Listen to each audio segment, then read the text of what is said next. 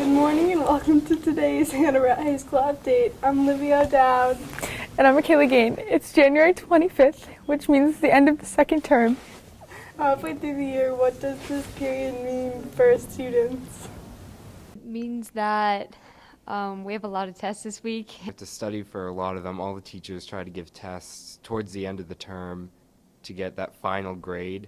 And it can boost your grade or it can hurt your grade, so you really want to try to do well on them.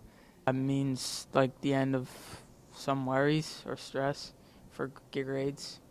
As a senior, the second term is kind of really important because if you're doing regular decision for college applications, a lot of schools look at your first and second term results together, so it's really important to keep the grades up and make sure you're on top of things because that could make it or break it for your college decision. Term 2, yeah, there's definitely a relief because it's like a new start. So if you didn't do well on the term, it's a new start. And we need to finalize our grades, and we're getting our GPAs for the term. So this is just 1 out of 4 GPAs we received this year. So it's kind of important because we're halfway through the year now. After tomorrow, I'm just gonna smooth sailing through senior year. Kind of excited, actually. According to the Principal Paquette, students aren't the only ones feeling stressed at the end of the term. Here's the interesting thing about stress as it correlates to the terms. You know, not only do you hear, first of all, not only do I notice a lot of stress in students, but I also notice a lot of stress in teachers because of the end of the term. Because we're so in our sort of mentality towards education and the structure that we have in our brains, we're so driven by terms. You know, where everything kind of has to be done by the end of the term and graded by the end of the term. And so we're kind of perpetuating stress on each other, teachers and students, students to teachers.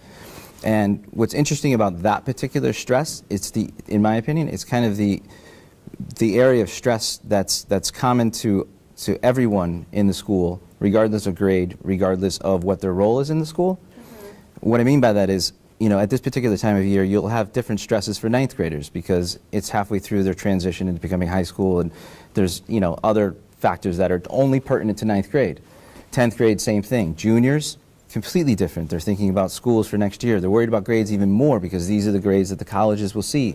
Stresses for seniors, they're waiting for acceptance letters, rejection letters, scholarships, right? So they have their own different types of stresses, but the only one that's common throughout grades and regardless of the role is the stress that is centered on the end of the term. So yeah, absolutely, I see a lot of stress.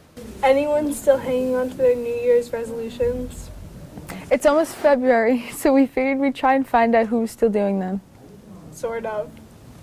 It's a little bit after New Year's, but not right away, where everyone's still doing their New Year's resolutions, which is perfect because what we're talking about is Libby's New Year's resolution. And what was it, Libby? To eat healthy. Now, what was your New Year's resolution, Julie? I didn't have one. You coward. Tell us about your dietary plan. We're talking about New Year's resolution, and we're talking about sports balls. Tell me about your New Year's resolution first. Eat healthy. Well, last night I ate a pizza by myself. Yeah. How many polar bears did you skin for your outfit? Be 100% honest with us. Tell us about your dietary plan. Lots of yogurt. What do you kill the polar bears with? Your teeth, your hands, your just psychic powers? Now, it's true you play basketball, correct, for the high school? No. Well, I do believe that I've heard rumors that you are, in fact, a basketball player. Have you told your family yet? No, it's a secret. I'm the hype manager. Ah, I see, the hype manager. What do you play as a role for the overall hype of the team? We make the themes for home games and the games at halftime, and we just go to every game and get a crowd. Is it hard living a double life like Hannah Montana? Are you in charge of playlists? No. Good, because you're doing a terrible job, whoever's in charge of playlists. Most have told me that you actually can hit the high notes like Hannah Montana, and that's just how much you relate to her. Can we hear one? I'm gonna have to keep that secret too, just for family. Pay for the show. Caroline, while hunting polar bears, it's said that you developed telepathic powers. I did. Could you turn the camera off right now?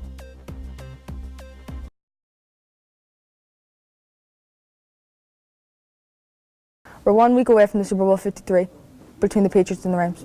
While most of Hanover High will be rooting for New England, Mr. Paquette had a different answer when asked if he was excited for the game. Loaded question.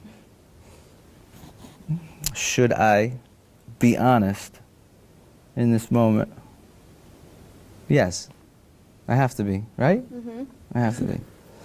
I grew up in Connecticut, and if you grow up in Connecticut, it's kind of like no man's land in terms of sports. You're either going to be a Jets fan or a Giants fan or a Patriots fan, or in my case, a Pittsburgh Steelers fan.